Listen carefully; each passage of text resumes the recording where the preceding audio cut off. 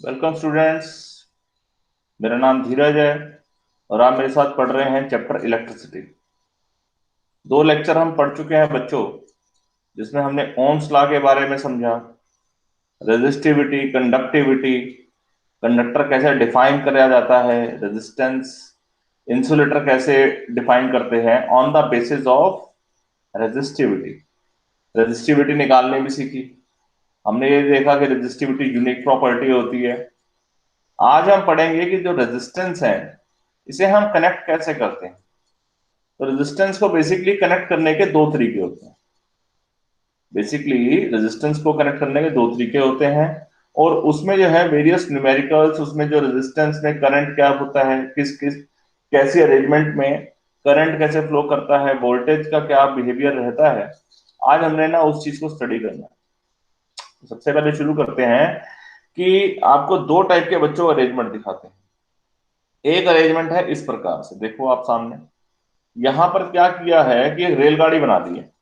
ये पहली रेजिस्टेंस है, ये दूसरी रेजिस्टेंस है और ये तीसरी रेजिस्टेंस है। ये रेजिस्टेंस के पीछे एक के पीछे एक के पीछे एक लगा दी, जैसे ट्रेन होती है। ऐसे कनेक्शन को, ऐसे सेटअप को बोलते हैं सीरीज।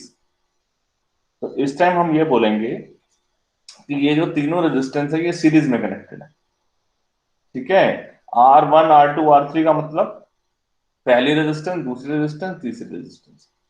और ये जो लगा हुआ है ये वोल्ट मीटर लगा हुआ है, और इसे हम पैरेलल में बोलते हैं। ये पैरेलल में लगा हुआ है। क्या मतलब है इस पैरेलल का, अभी बताते हैं आपको। सीरीज का मतलब समझ गए। ठीक है, तो सर्किट में क्या है ध्यान से देखो, ये बैटरी है, बैटरी से करंट निकला, ये एमीटर है, एमीटर करंट को मेजर करेगा।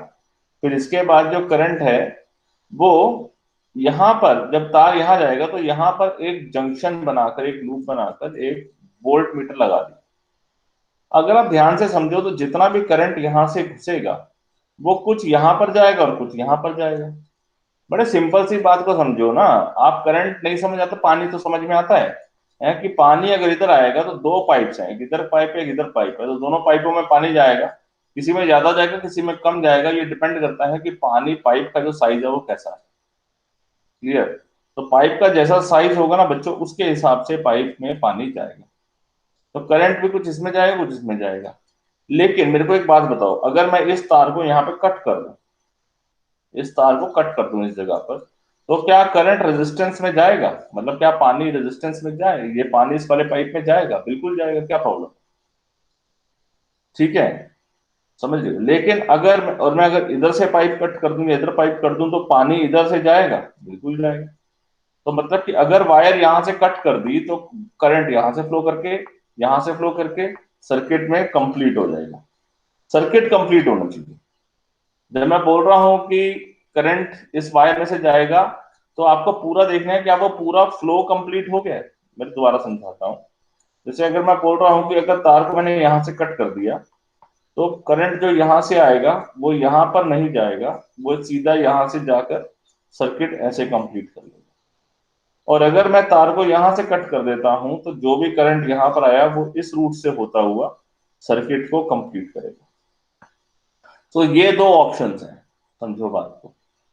ठीक है, सो क्लियर। ये है की। तो अब ये है बैटरी, ये बात समझ में आ गई। और इसलिए वोल्ट मीटर जो लगा हुआ है ये इस रेजिस्टेंस के क्या लगा हुआ है, पैरेलल में लगा हुआ है।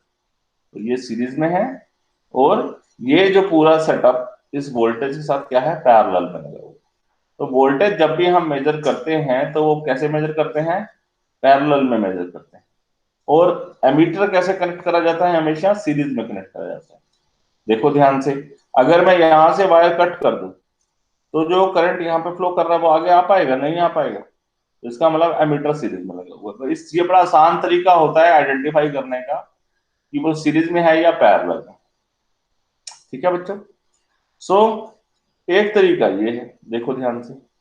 अब यहां पर देखें कि जो भी वायर करंट यहां पर आएगा तो कुछ इधर जाएगा कुछ इधर जाएगा कुछ इधर जाएगा, सब जगह बराबर नहीं जाएगा। इस बात को आप ऐसे भी समझ सकते हो कि यहाँ पर तीन अलग अलग साइज के पाइप लगे हुए हैं। जितना ही पानी जाएगा तो सब में बराबर पानी नहीं जाएगा, किसी में ज्यादा जाएगा या कम जाएगा, ये डिपेंड करता है कि पाइप का साइज क्या है। समझ गए बात को? है। सो तो अब जो करंट यहां पर जाएगा, इमेजिन करो, तो अब ये पानी का रूट जो है, पाइप का जो करंट का रूट है वो क्या है, ऐसे ऐसे ऐसे। ये पहली रेजिस्टेंस के लिए है। दूसरी रेजिस्टेंस के लिए करंट ऐसे होता हुआ इस पाथ को फॉलो करेगा, और तीसरी रेजिस्टेंस के लिए ये करंट जो है वो इस पाथ को फॉलो करेगा। ठीक है, ये तीन पाथ है। ठीक है, वोल्टेज को मैं जब वोल्टेज मेजर करती हैं तो वोल्टेज भी, करंट जो है वो इस यहां से आएगा, कुछ करंट यहां पर जाकर, और ये इस पाथ को फॉलो करेगा। Got my point? तो इस तरीके से सर्किट कंप्लीट होना चाहिए।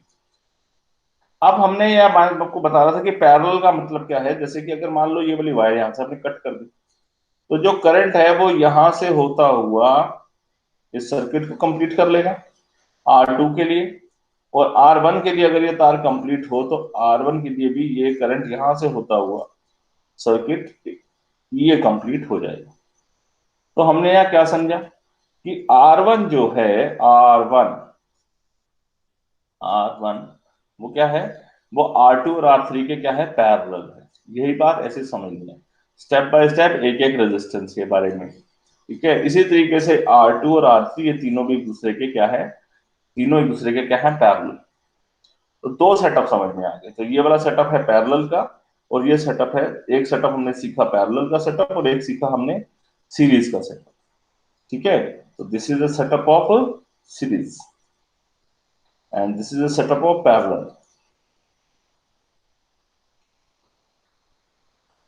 समझ आ गई मेरी बात आपको? चलो, अब आगे बात करते हैं, जब सीरीज में कनेक्शन हो जाए तो हाउ दे बिहेव।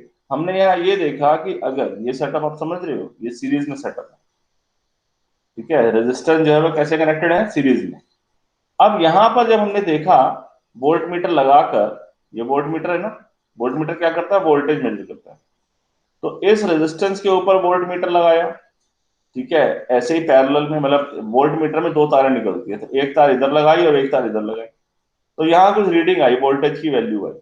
इसी तरीके से वोल्ट मीटर की जब तार यहाँ लगाई तो एक रीडिंग यहाँ पर भी आई और यहाँ पर भी आई। सो हमने देखा कि जब सीरीज में हम जाते हैं ना, तो ये जो वोल्टेज है जिसे हम बोलते हैं पोटेंशियल डिफरेंस, तो पोटेंशियल डिफरेंस जो है वो क्या होती है, ड्रॉप होती है, मतलब कम हो जाती है, अलग अलग हो जाती है, कुछ अलग होगी। यहाँ सीरीज में वोल्टेज जो है वो हर जगह क्या मिलती है, अलग अलग मिलती है। और करंट को तो मैं हमेशा पानी के फ्लो की तरह ही बताता हूँ। तो जितना भी पानी यहाँ पर फ्लो करेगा, वो जितना इस पाइप में जाएगा वो उतना ही आगे जाता जाएगा, और उतना ही आगे जाता जाएगा। अब आप सोचोगे सर इसमें नहीं जाएगा क्या? बिल्कुल जाएगा, लेकिन इसमें इतना कम जाता है वोल्टेज, वोल्ट मीटर में पानी, वोल्ट मीटर में वोल्टेज में करंट इतना कम जाता है कि, वोल्ट मीटर में करंट इतना कम जाता है कि इग्नोरेबल होता है। समझ गए मेरी बात? सो ये बहुत इग्नोरेबल है, इस ये मैटर नहीं करेगा। ठीक है, तो इसकी चिंता नहीं करें। अब आप समझो कि अगर करंट जितना यहां से जाएगा उतना इस तार में जाएगा, बिल्कुल जाएगा, फिर उतना इस तार में जाएगा, बिल्कुल जाएगा, और उतना इस तार में जाएगा, जाएगा। तो मतलब सीरीज के अंदर हमने क्या समझा, सीरीज के अंदर जो है करंट जो है वो हर रेजिस्टेंस में सेम रहता है, लेकिन वोल्टेज जो है वो अलग अलग हो जाती है। सीरीज में, सीरीज में करंट जो है वो हर एक में क्या रहता है, सेम रहता है। तो चलो अब इसको बना लें। इसकी डेरिवेशन भी आती है और इसके न्यूमेरिकल्स भी आपको अच्छे से करने हैं। तो लेट्स स्टार्ट। तो सबसे पहले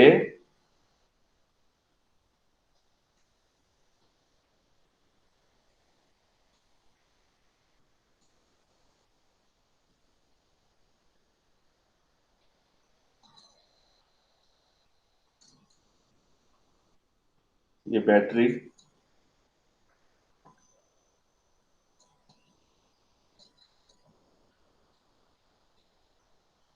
और उसके बाद की की को ऑन कर रखा है इस समय हमने, मतलब बटन ऑन है, सर्किट में करंट फ्लो करेगा। ठीक है, एंड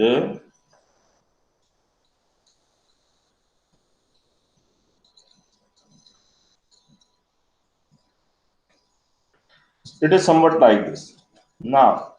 ये पर अब यहाँ पर आप इस याद रखेंगे, एक बात को याद रखना है कि जितना मैं करंट यहाँ पर फ्लो कराऊंगा, ठीक है, वो करंट हर जगह पर सेम फ्लो कर रहा होगा। ठीक है। वोल्टेज, बैटरी की वोल्टेज है कैपिटल वी, और यहां पर अगर दो रेजिस्टेंस है या तीन है तो V1, V2 एंड V3। ठीक है। सीरीज के अंदर पोटेंशियल डिफरेंस जो है वो अलग अलग रहता है, वोल्टेज अलग अलग रहती है, बस इस बात को याद रखना है। करंट सेम रहता है सीरीज के अंदर और वोल्टेज डिफरेंट रहती है। तो मेरे को एक बात बताओ, और ये रेजिस्टेंस जो है वो है R1, ये रेजिस्टेंस है R2, ये रेजिस्टेंस है R3। तो वोल्टेज इज इक्वल टू क्या होगा, V1 plus V2 plus V3। Total जो वोल्टेज है, देखो जितना ही पोटेंशियल है, कुछ यहाँ, कुछ यहाँ और कुछ यहाँ, तीन जगह पे ड्रॉप हुआ। इसको आप ऐसे समझो, ड्रॉप होने के पॉइंट से अगर आपको नहीं समझ आता तो आप ऐसे समझ लो कि सम, ये जो तीनों वोल्टेज का जो सम है, this will be equal to इस वोल्टेज के बराबर। ऐसे समझ जाओगे तो भी कोई दिक्कत नहीं। ठीक है। तो आप मेरे को केवल, आप केवल इतने से पोर्शन को स्टडी करो तो V1 में करंट कितना फ्लो कर रहा है I, और रेजिस्टेंस कितनी है R1। तो V is equal to I R होता है। तो V is equal to I R होता है, तो करंट तो चल रहा है I और रेजिस्टेंस है R1। ऐसे ही V2 के अंदर क्या बात करेंगे हम, करंट कितना चल रहा है I, रेजिस्टेंस है R2, I into R2, I into R3, इसी तरीके से रेजिस्टेंस। ठीक है बच्चों, क्लियर। अब बात समझो आगे। मान लेता हूं, मैं ये मानना चाहिए, समझना चाहता हूं कि ये जो तीन रेजिस्टेंस हैं, ये तीन रेजिस्टेंस अफेक्टिवली कितना काम कर रही हैं। ठीक है। इस बात को थोड़ा सा ऐसे समझो, जैसे कि ये तीन बच्चे हैं, तीन बच्चे थोड़ा थोड़ा शोर मचा रहे हैं। ठीक है। तो मैं जानना चाहता हूं कि टोटल कितना शोर मच रहा है, एक ऐसा बच्चा बता दो जो सब इन तीनों के शोर के बराबर मचा रहा हो, उसे बोलते हैं इक्विवेलेंट। ठीक है। तो हमने ऐसी रेजिस्टेंस बताओ जो इन तीनों रेजिस्टेंस के इक्विवेलेंट हो, मतलब वो उतना ही रेजिस्टेंस बता रही हो, उतना ही रेजिस्टेंस बता रही हो, कितने, जो इनका अफेक्टिवली तीनों तीनों अकेले में बता रही, तीनों बता रही हो कंबाइंड इकट्ठे होकर। जब सर्किट में करंट उतना ही आई चल रहा हो और वोल्टेज भी वी ही हो। सही है। तो इस बात को ऐसे लिखते हैं, let I R be equivalent resistance, equivalent resistance of R1, R2 and R3। R1, R2 और R3 के वो इक्विवेलेंट रेजिस्टेंस ही है। ठीक है।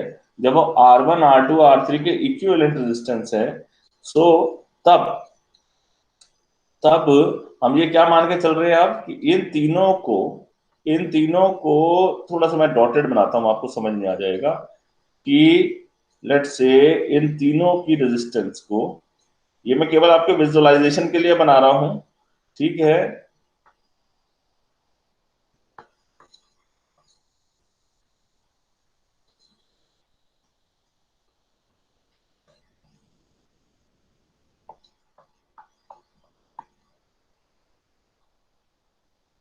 सो दिस कंप्लीट, इन तीनों को मिलाकर जो एक रेजिस्टेंस बनी है, उसे हमने पिंक कलर के एक बॉक्स में बना दिया है।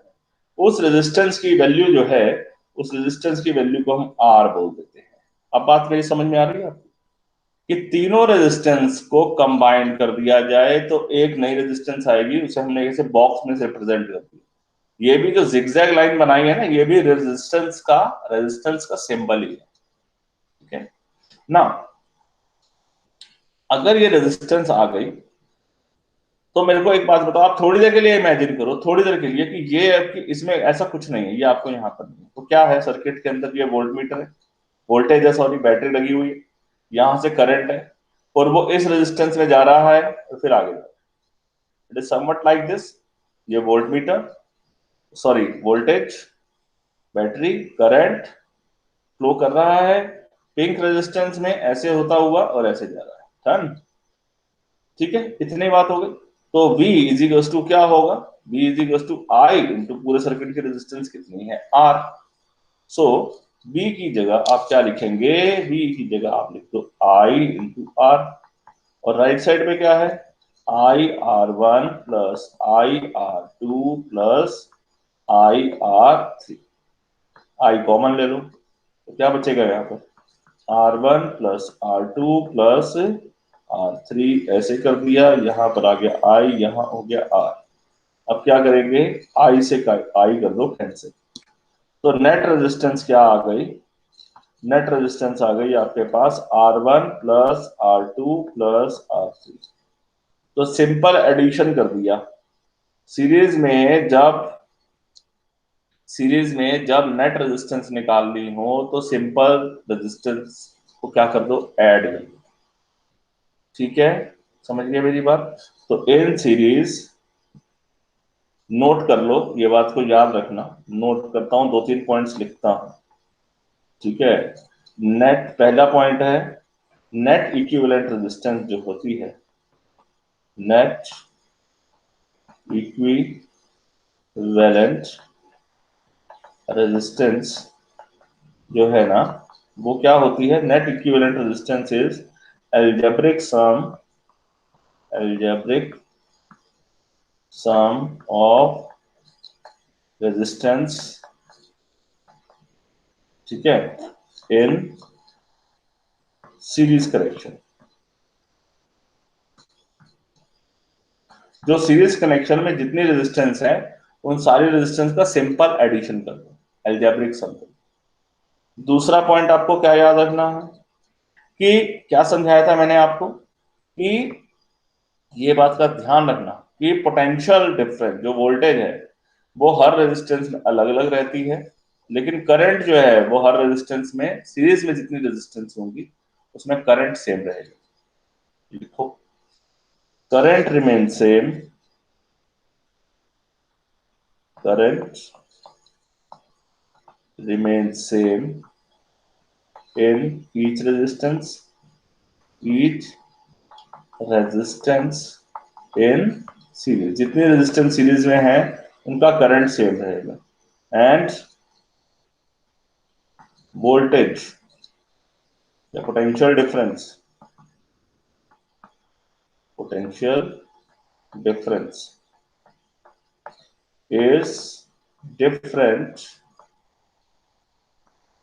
पोटेंशियल डिफरेंस क्या है, डिफरेंट होता है इन रेजिस्टेंस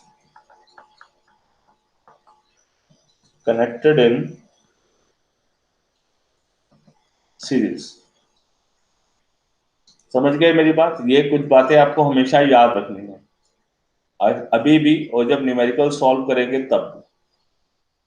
ठीक है, सो हमने क्या सीखा अभी, कि नेट वोल्टेज अगर तीन, दो या दो से ज्यादा रेजिस्टेंस अगर सीरीज में कनेक्टेड हैं तो क्या होता है, वोल्टेज सबकी अलग अलग होती है, करंट सबका सेम होता है। इसी फिनोमिना को हमने यहाँ आगे बढ़ाया, V equals to V1 V2 V3 किया। ठीक है, अगर पहली वोल्टेज पहली रेजिस्टेंस में V1 है IR1, V equal to IR होता है ओम्स लॉ के अनुसार, V2 IR2 V3 IR3। ठीक है, आई कॉमन ले लेते हैं, अगर आर इक्विवेलेंट रेजिस्टेंस होता, ठीक है, आर इक्विवेलेंट का मतलब मैंने आपको क्या समझाया है, कि तीनों रेजिस्टेंस के कंबाइंड करके इफेक्टिवली जो आंसर निकल रहा है वो कैपिटल आर। तो सर्किट में करंट अगर आई फ्लो कर रहा है तो V is equal to I R होता, तो आई से आई कैंसिल हो गया तो बच गया R is equal to R one. हमको सिंपल मिला एल्जेब्रिक सम इसका ऐड हो जाता। क्लियर, मुश्किल तो नहीं है। ठीक है बच्चों, तो ये बात यहाँ पर समझाई गई है। चलो एक क्वेश्चन करना चाहोगे, तो इस क्वेश्चन में ऐसा खास कुछ नहीं है, क्योंकि यहाँ पर कोई सीरीज पैरेलल का चक्कर नहीं है। वो कह रहा है कि इलेक्ट्रिक लैंप है जिसकी रेजिस्टेंस 20 ओम है। अच्छा, तो ये है एक रेजिस्टेंस, ये भी एक सर्किट है 20 ओम का, तो मतलब आप इसे बल्ब मत देखो, इसे रेजिस्टेंस देखो। ठीक है, और एक कंडक्टर है 4 ओम का, एक, तो एक किस्म से यहाँ दो रेजिस्टेंस लगी हुई, एक 4 ओम की और एक 20 ओम का। They are connected with 6 volt की बैटरी। यहाँ देखो डिनोमिनेटर नीचे देखो फिगर में, 6 वोल्ट की बैटरी लगी हुई। Calculate the total resistance of the circuit, total resistance निकालनी है। देखो आप कैसे करेंगे। आप इस डायग्राम को, मैं आपको सिंप्लीफाइड ऐसे देख लो, इसको ऐसे बना लो। ऐसे पहला रेजिस्टेंस, दूसरी रेजिस्टेंस जो बल्ब के रूप में है, ठीक है, ये आप ऐसे की बना लो, ये मीटर बना लो, ठीक है, और ये बैटरी बना लो। तो ये है 4 ओम और यहाँ है 20 ओम। टोटल मिलाकर यहाँ वोल्टेज है 6 वोल्ट। आपको यहाँ क्या सिखाया था कि पहले पे होगा V1, दूसरे पे होगा V2। ठीक है, टोटल रेजिस्टेंस कैसे निकालेंगे? टोटल रेजिस्टेंस जो निकालेंगे हम, वो कैसे निकालेंगे? अभी हमने क्या सीखा है, R1 प्लस R2, दो है ना, तो ये R1 है और ये R2 है। तो टोटल हो गया आपके पास 4 + 20 बराबर 24 ओम। तो टोटल सर्किट में रेजिस्टेंस कितनी है? 24 ओम। अब ये सर्किट मैं बोलूं तो कुछ इस तरीके से बन सकता है, जैसे कुछ ऐसे, ठीक है, कि ये बैटरी है और ये एमीटर है, ये की है, और इसे हम बोलते हैं बेसिकली इक्विवेलेंट रेजिस्टेंस। ये 6 वोल्ट की बैटरी है, लेकिन अब यहाँ रेजिस्टेंस है वो 24 है। ठीक है, तो इस तरीके से क्या होगा, अगर आप ऐसा बनाएंगे तो क्वेश्चन इन फ्यूचर जो है वो आपको सॉल्व करने में हेल्प मिलेगी। ठीक है बच्चों, और यहां पर आप वोल्टेज तो भी ही रहेगी क्योंकि एक ही रेजिस्टेंस है। क्लियर? तो दोनों रेजिस्टेंस मिलाकर एक रेजिस्टेंस बन गई, अफेक्टिवली उसकी वैल्यू है 24।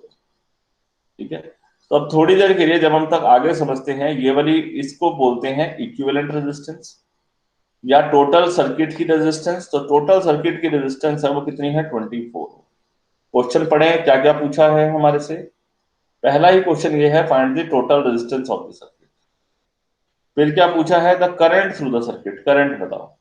तो करंट जो है, आप जब ये डायग्राम बना लोगे तो आप करंट भी आराम से बता दोगे। क्यों? V इज इक्वल टू होता है IR। V कितना है? वोल्टेज है 6 वोल्ट। करंट आपको आइडेंटिफाई करना है, R इज इक्वल टू 24। तो करंट इज इक्वल टू क्या हो जाएगा? 6/24। तो करंट इज इक्वल टू क्या हो जाएगा? 6/24 होगा 1/4 इज इक्वल टू 0.25। करंट की यूनिट बच्चों क्या होती है? एम्पियर होती है। तो एम्पियर। डन? जितनी बात समझ में आ गई, तो ये पोर्शन नंबर 2 का आंसर आ गया हमारे पास, ये पोर्शन नंबर 1 का आंसर आ गया हमारे पास। ठीक है, अब और क्या पूछा है क्वेश्चन में?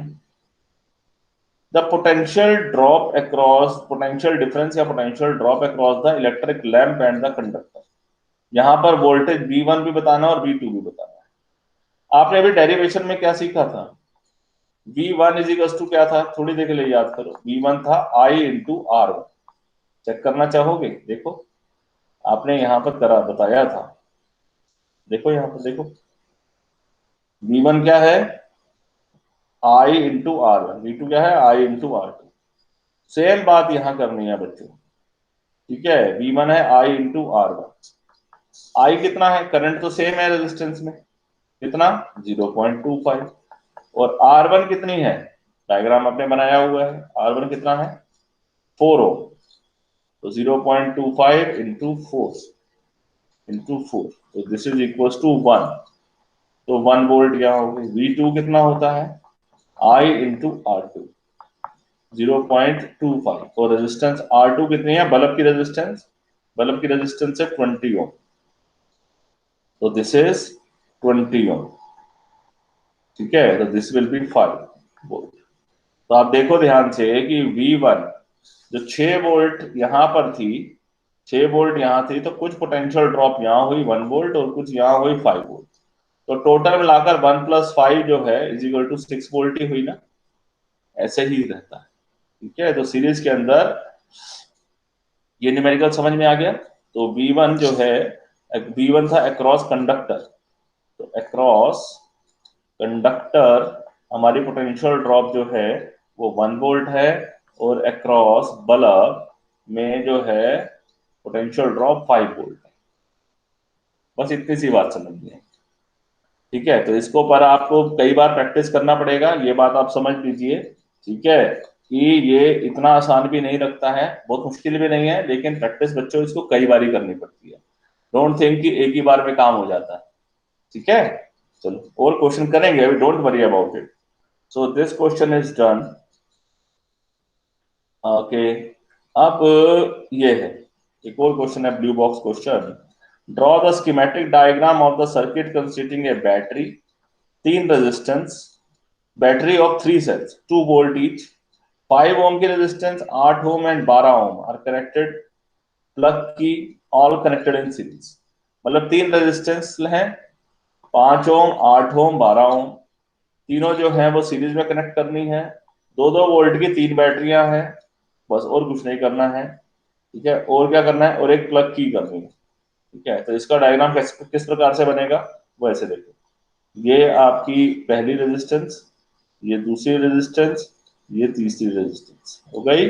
इसके बाद बैटरी, ये पहली बैटरी, पहला सेल, 2-2 वोल्ट की उसने बोली है, तीन बैटरियां लगानी है, ये दूसरी और ये तीसरी।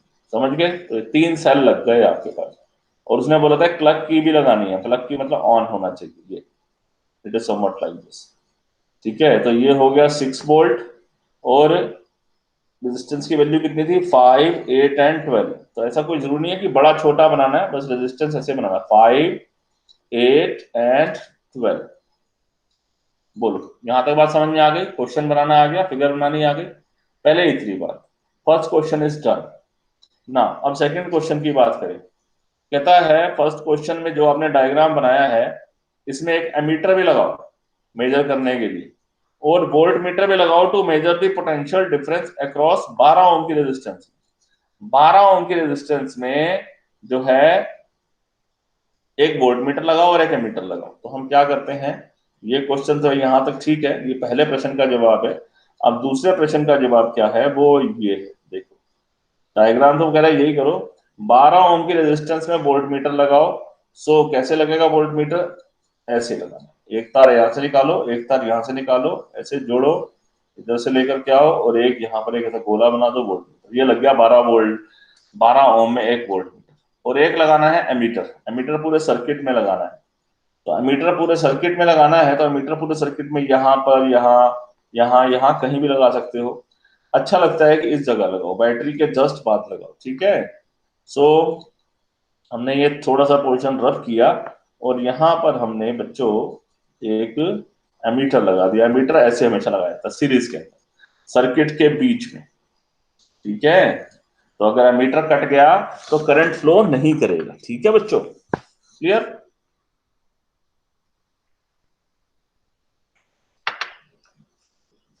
फिर आगे और कुछ पूछा है, बस सारे काम हो गए इसके। सो अब बात है, हमारा टॉपिक है resistance when they are connected in parallel. Okay, जब रेजिस्टेंस पैरेलल में कनेक्ट करती हैं तो ये डायग्राम तो हमने समझ लिया। ठीक है, तो इसकी हम अब डेरिवेशन करते हैं यहां पर। सो डायग्राम एक बार हम दोबारा बना लेते हैं। डायग्राम कुछ ऐसे बनाया कि ये वायर है, इसको ऐसे ही बना सकते हैं डायग्राम को बच्चों, और ऐसे ही बना सकते हैं, ऐसे एक रेजिस्टेंस, दूसरी रेजिस्टेंस, तीसरी रेजिस्टेंस। ठीक है, और ये कुछ, ये तार ऐसे है,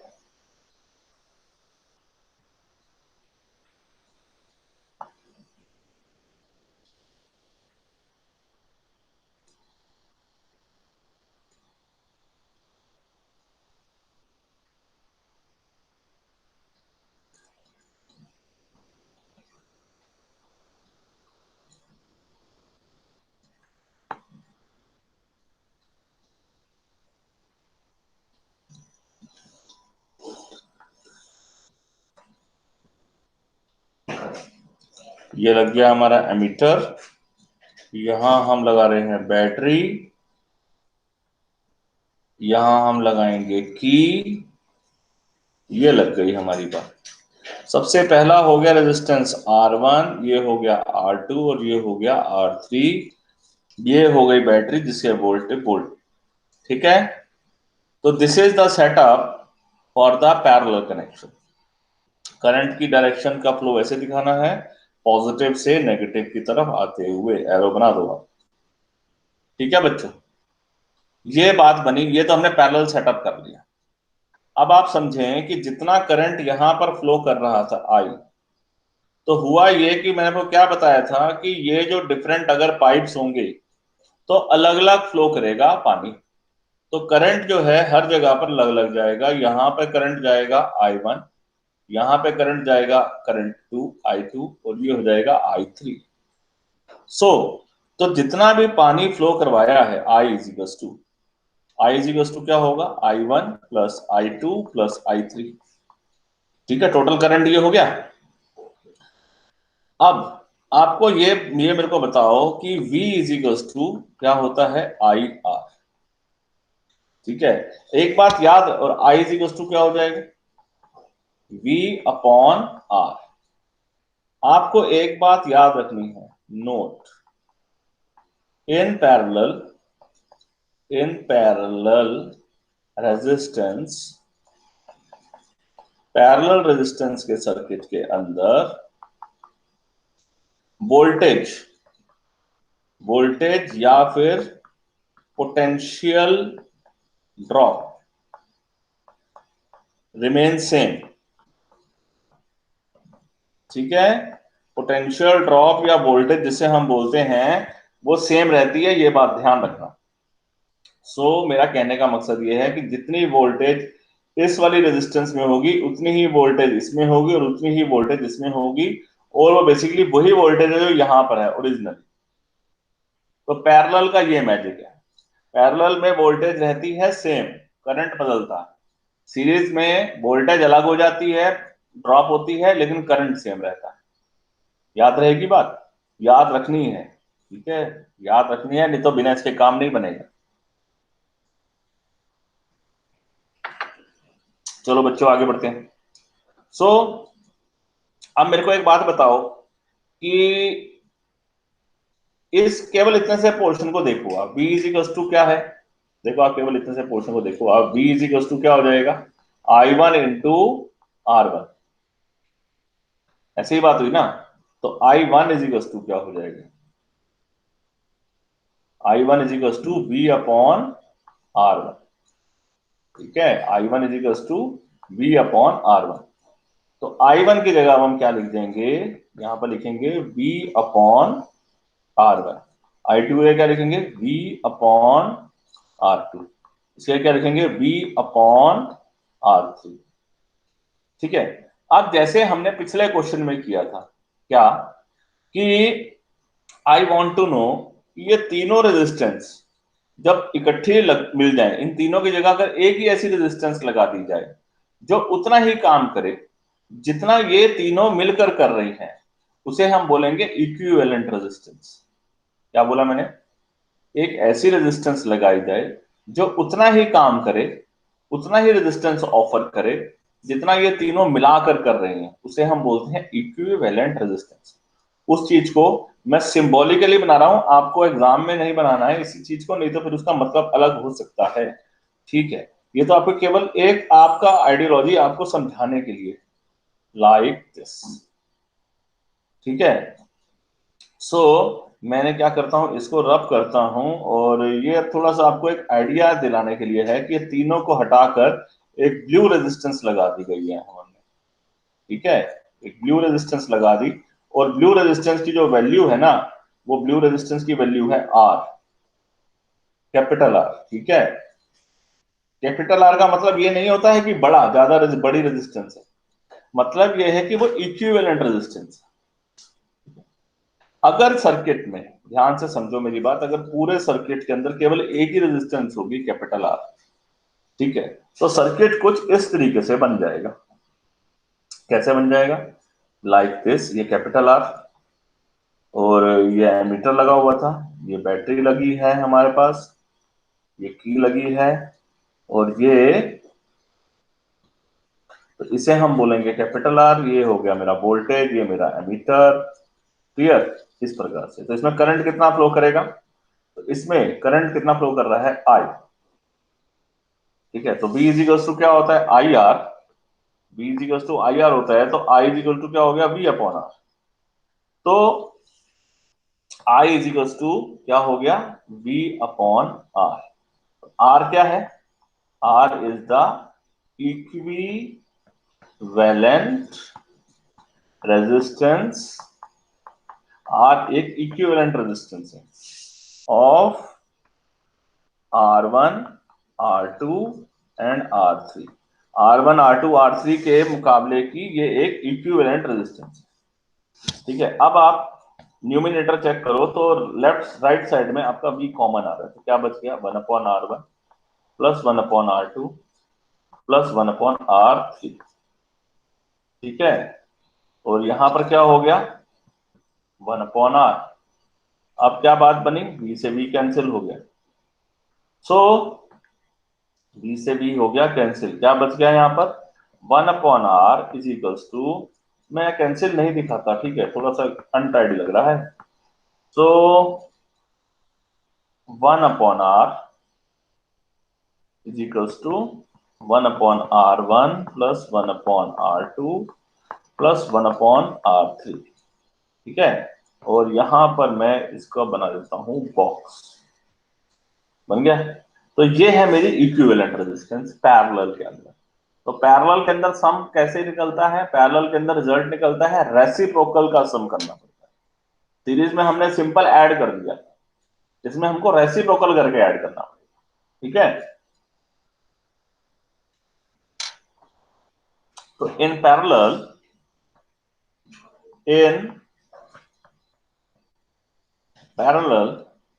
equivalent resistance is obtained by adding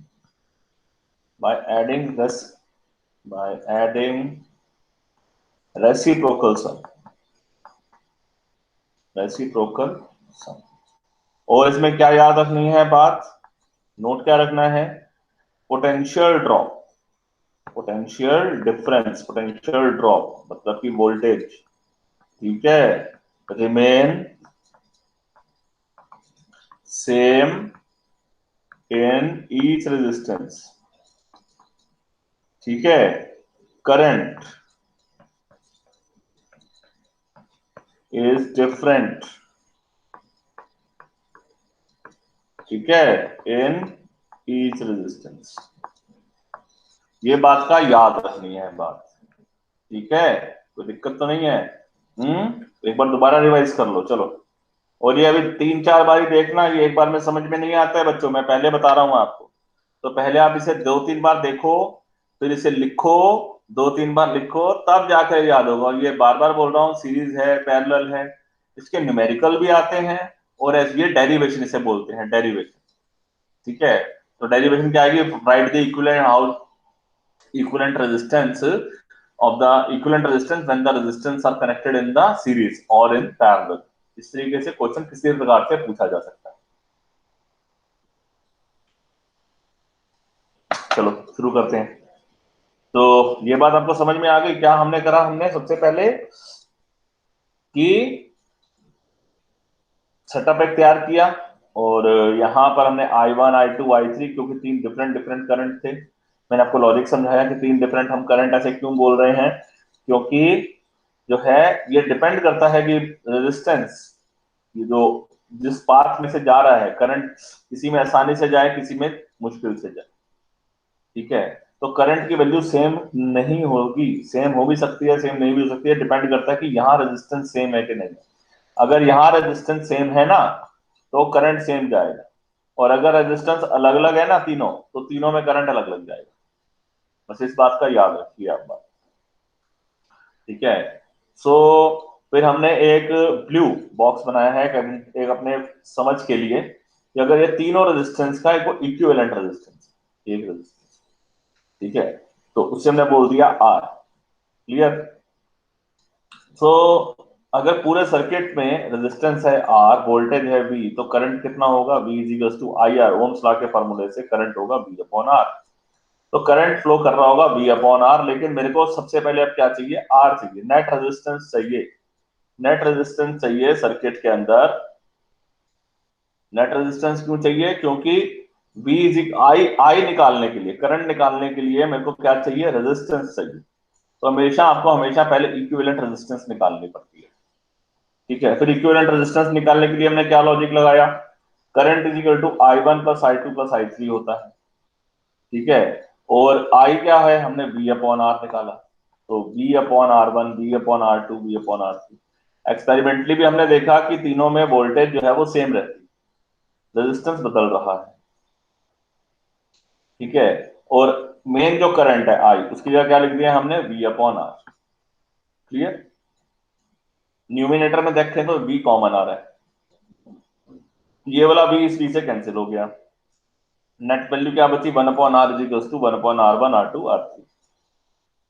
और ये भी मैं आपको बात बताऊं कि जब इसको आप ऐड करोगे तो जो नेट आंसर आएगा वो आंसर इन सब की रेजिस्टेंस की वैल्यू से क्या आएगा? छोटा आएगा हमेशा। सबसे जो छोटी वैल्यू होगी उससे भी छोटा रेजिस्टेंस की वैल्यू होगी। ठीक है, ये वैल्यू, ये वाला पॉइंट भी आपके लिए लिख देता। क्लियर? कि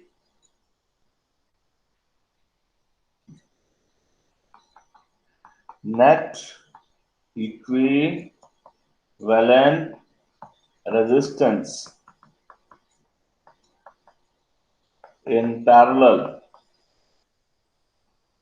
will be lesser than the least value of the resistance। Resistance की जो सबसे लीस्ट वैल्यू होगी, रेजिस्टेंस की तीन वैल्यू है, मान लो कि एक है 2 ओम, एक है 3 ओम, एक है 4 ओम। तो जब इसको आप पैरेलल में कनेक्ट करोगे तो जो आंसर सबसे छोटी रेजिस्टेंस है 2 ओम ना, उससे भी छोटा आंसर आएगा। और तो सीरीज के अंदर क्या होगा? जो सीरीज के अंदर हमने समझा, ये भी मैं यहाँ नोट लिख देता हूं क्योंकि वो मैंने लिखना चाहिए था मुझे वहां पर, कि in parallel, in series, sorry ये सीरीज की बात कर रहे हैं ना, in series equivalent resistance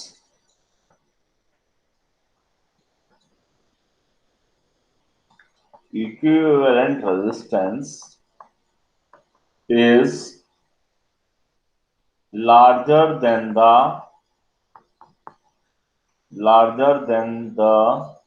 largest resistance of circuit, largest resistance of circuit। Circuit की जो सबसे बड़ी रेजिस्टेंस है ना, उससे भी बड़ी होगी। जैसे कि एक 2 ओम, एक 3 ओम, एक 4 ओम। ठीक है, जैसे अब इस क्वेश्चन में देखो ना, आपने, हमने क्वेश्चन किया था अभी, हमने कहा किया था, ये देखो, एक रेजिस्टेंस थी 4 ओम और एक है 20 ओम। तो नेट रेजिस्टेंस कितनी आई थी आपको याद है? 24 ओम। मतलब बड़ी से भी बड़ी है। ठीक है, और अभी हम पैरेलल में करेंगे तो आप देखेगा सबसे छोटी से भी छोटी रेजिस्टेंस आएगी।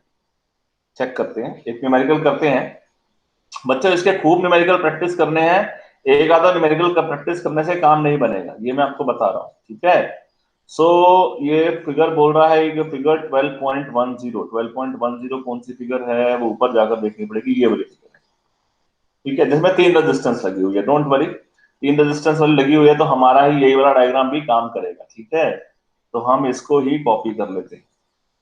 3 रेजिस्टेंस लगी हुई है,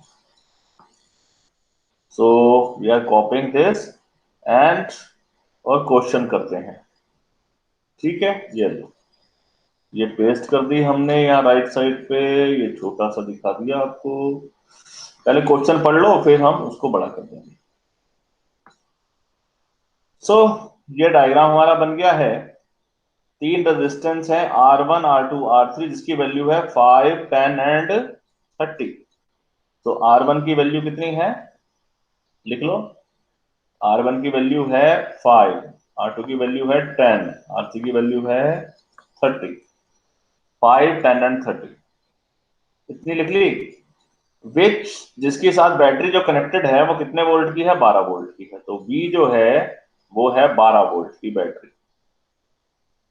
क्लियर बच्चों? तो दिस इज 12 वोल्ट की बैटरी यहाँ पे लग गई हमारे पास। फिर इसके बाद क्या करा है? कह रहा है करंट निकालो हर रेजिस्टर का। टोटल करंट भी निकालो सर्किट का, और टोटल सर्किट की रेजिस्टेंस निकालो। और मैं आपको बता दूं, सबसे पहले ऐसे क्वेश्चन में सबसे पहले, बार बार बोल रहा हूं, सबसे पहले तो नेट रेजिस्टेंस ही निकालनी पड़ती है।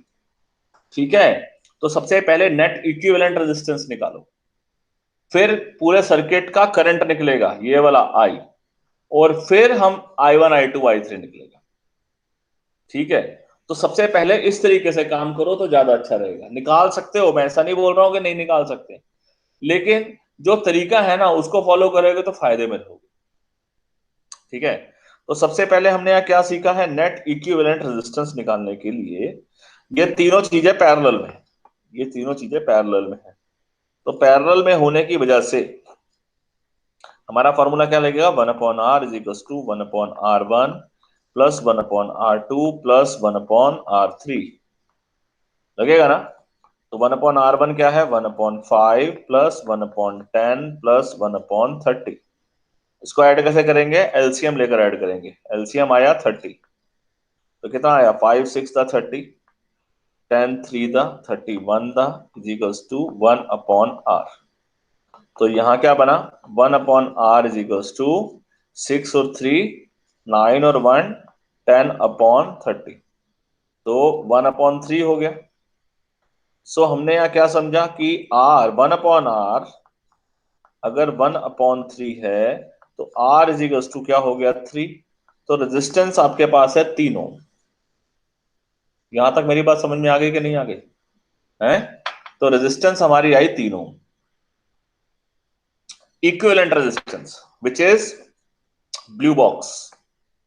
ठीक है, और मैंने आपको क्या बोला था कि जो नेट इक्विवेलेंट रेजिस्टेंस आएगी वो उसके छोटी वैल्यू से भी छोटी आएगी। यहां पर 5 10 और 30 में से सबसे छोटी वैल्यू है 5, हमारी नेट आंसर आई है 5 से भी छोटी 30। ठीक है, ये बात समझ में आ गई।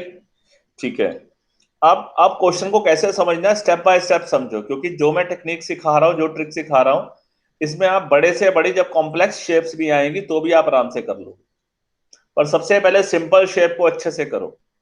ठीक है, पहले सिंपल शेप की खूब प्रैक्टिस करेंगे, फिर कॉम्प्लेक्स शेप्स की प्रैक्टिस करेंगे। डोंट जंप की सारे क्वेश्चन एक साथ करने, पहले सीरीज के 10-12 क्वेश्चन करो, पैरेलल के 10-12 क्वेश्चन करो, फिर हम ऐसे न्यूमेरिकल्स आएंगे जिसमें सीरीज और पैरेलल की दो इकट्ठी कॉम्बिनेशन होंगी, फिर उसको भी करेंगे, डोंट वरी, बट अभी नहीं, पहले ये। सो 1/r आ गया। अब आपके पास लॉजिकली, जैसे मैंने आपको याद है लास्ट वाले क्वेश्चन में भी कराया था, ये मैं हमेशा कराता हूं कि एक हमारा इन तीनों रेजिस्टेंस को हटाकर एक रेजिस्टेंस बनानी पड़ी है, तो वो एक ऐसी रेजिस्टेंस हो गई जिसकी वैल्यू है 3 ओम, और बैटरी कितनी थी, 12 वोल्ट। याद है ना, बैटरी तो थी 12 वोल्ट की।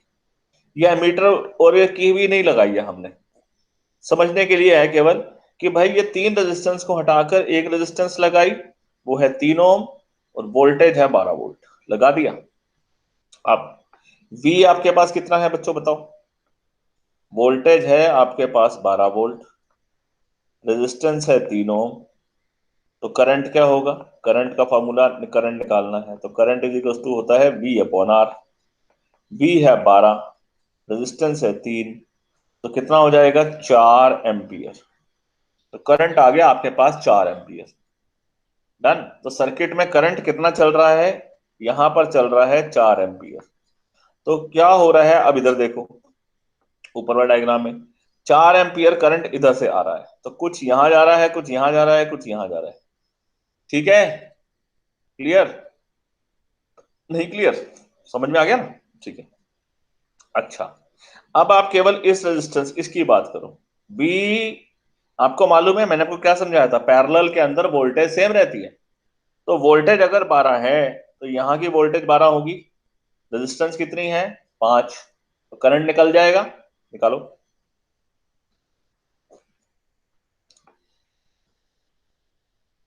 V is equal to I1 × R1। ठीक है, क्यों, अच्छा अगर ऐसे नहीं समझ में आता है तो फिर डेरिवेशन चेक करते हैं, चेक करो, रुको रुको रुको, अभी आपको समझाते हैं।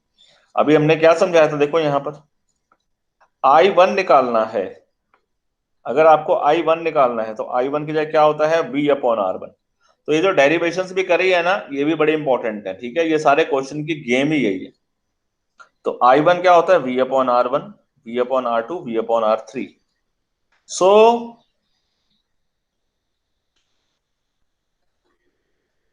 I1 निकालना है, क्योंकि हमको सब करंट निकालने हैं बच्चों, ठीक है। I1 is equals to V/R1। Voltage है बच्चों 12 वोल्ट की।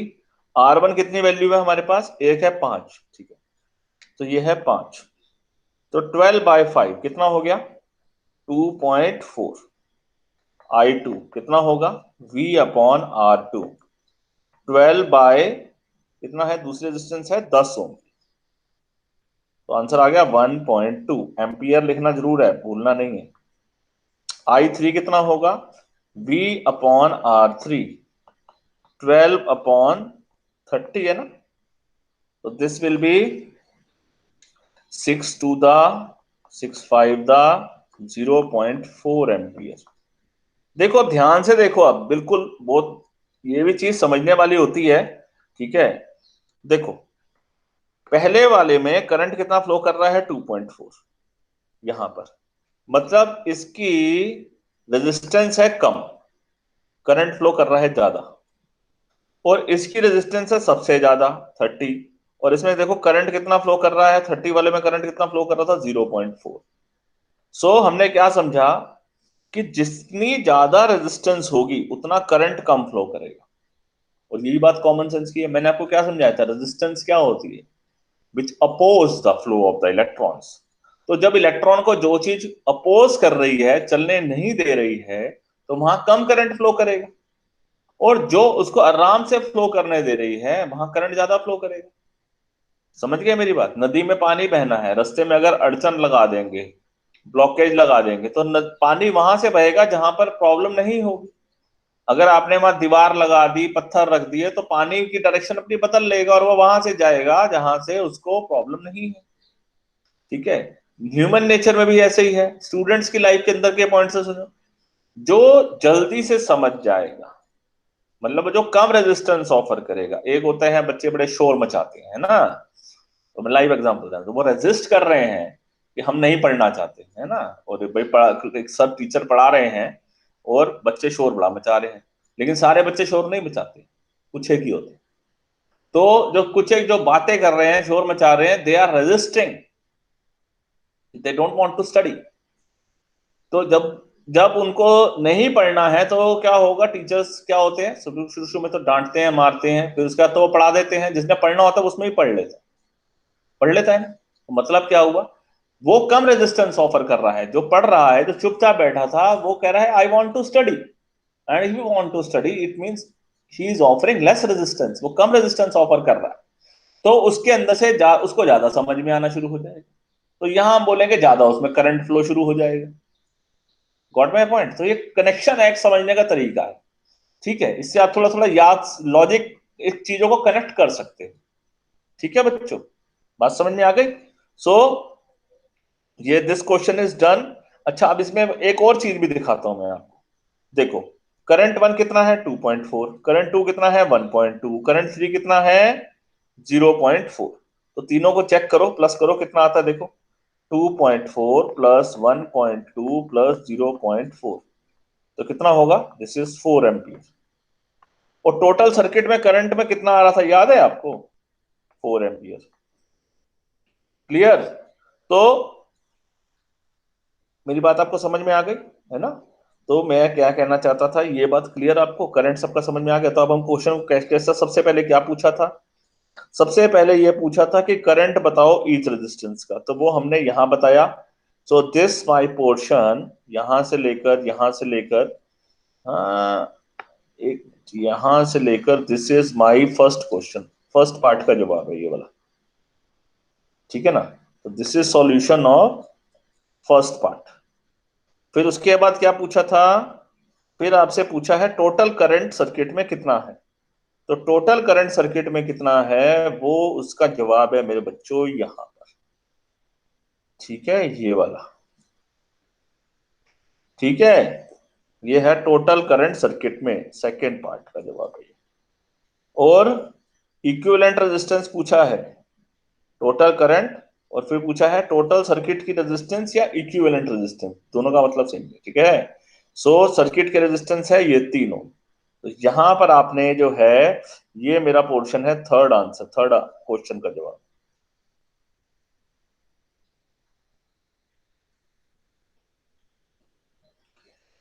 Done. So in this way हमने क्वेश्चन के जवाब उल्टे दे दिए, पहले थर्ड दे दिया, फिर सेकंड दे दिया, फिर फर्स्ट दे दिया पर कोई टेंशन की बात नहीं, समझ तो आना चाहिए ना, समझ आ गया ना। और बॉक्स भी बना दिया आपके लिए। सो अब ये क्वेश्चन है बच्चों, यहां पर क्या है, ये क्वेश्चन में कुछ पहले ये सीरीज में है, दो अलग अलग टाइप की गेम है, ये हम बाद में करेंगे। पहले आप केवल सीरीज अच्छे से समझो, पैरेलल अच्छे से समझो, ठीक है। अभी जंप नहीं करना है, पहले एक एक चीज अच्छे से करो, ठीक है। मैं आज आपको और क्वेश्चन दूंगा सीरीज और पैरेलल के, सेम इसी कंसेप्ट के। पहले आप इन क्वेश्चंस को अच्छे से प्रैक्टिस करें, ठीक है, और उसके बाद आगे बढ़ेंगे, ठीक है। और इसके बाद जो है सीरीज पैरेलल का टॉपिक खत्म करेंगे। चलो अब इसके भी कुछ न्यूमेरिकल देखना चाहो तो कर सकते हैं, या फिर इसे हम नेक्स्ट क्लास में करेंगे। सबसे पहले आप थोड़ी सी प्रैक्टिस कर लोगे ना, तो ये क्वेश्चन जो है ये विजुअलाइज करने आसान होंगे, समझने आसान होंगे, आप आराम से समझ पाओगे। फिर एक टॉपिक रह जाएगा हीटिंग इफेक्ट, और हीटिंग इफेक्ट को भी हम कोशिश करेंगे एक क्लास में खत्म करेंगे, लेकिन उससे पहले हमको भी कॉम्बिनेशंस का काम करना है। अभी एक क्लास ऐसी लगेगी पहले जिसमें जिसमें हम इस प्रकार के क्वेश्चन करेंगे, किस किस टाइप के, इस टाइप के। देखो एनसीईआरटी केवल ये नहीं बोलता है कि एक क्वेश्चन दे दिया तो एक ही क्वेश्चन करना है, एनसीईआरटी बोल रहा है कि इस टाइप के क्वेश्चन आपको करने हैं, ठीक है। वो एक आइडिया दे रहा है आपको। तो हमने एक सीरीज का आइडिया समझा, एक पैरेलल का समझा, तो पहले उसके 10-10 क्वेश्चन प्रैक्टिस करो, ठीक है। फिर उसके बाद ऐसा कॉम्बिनेशन ऑफ सर्किट करेंगे, ठीक है। तो उसके भी ऐसे भी 8-10 क्वेश्चन करेंगे। तो सर्किट, एनसीईआरटी केवल एक आइडिया देता है आपको कि आपकी रेंज ऐसे क्वेश्चंस की है। ये मत सोचो केवल ऐसे ही क्वेश्चन है, ट्वेल्थ क्लास के अंदर कॉम्बियर चैप्टर में और भी बड़े कॉम्प्लेक्स सर्किट है, ठीक है। सो ये चैप्टर बहुत एडवांस हो जाता है बच्चों वहां पर जाते जाते, ठीक है। सर्किट बहुत कॉम्प्लेक्स हो जाते हैं, बहुत मुश्किल होने शुरू हो जाते हैं। तो कहने की बात यह है कि पहले आप हल्का हल्का सीखना शुरू करो, इसको बहुत अच्छे से करोगे, उसके बाद अगले टॉपिक पे हम जाएंगे और अच्छे से करेंगे, ठीक है। लेकिन कल की क्लास तभी समझ में आएगी जब आपकी ये वाली क्लास बढ़िया हुई होगी, ये वाला टॉपिक अगर आपका अच्छे से हो गया होगा ना, तब तो समझ में आएगा, अदरवाइज मुश्किल होगा, ठीक है। So till then bye bye, है कल मिलते हैं नेक्स्ट क्लास में और टॉपिक को और आगे बढ़ाएंगे। सी यू।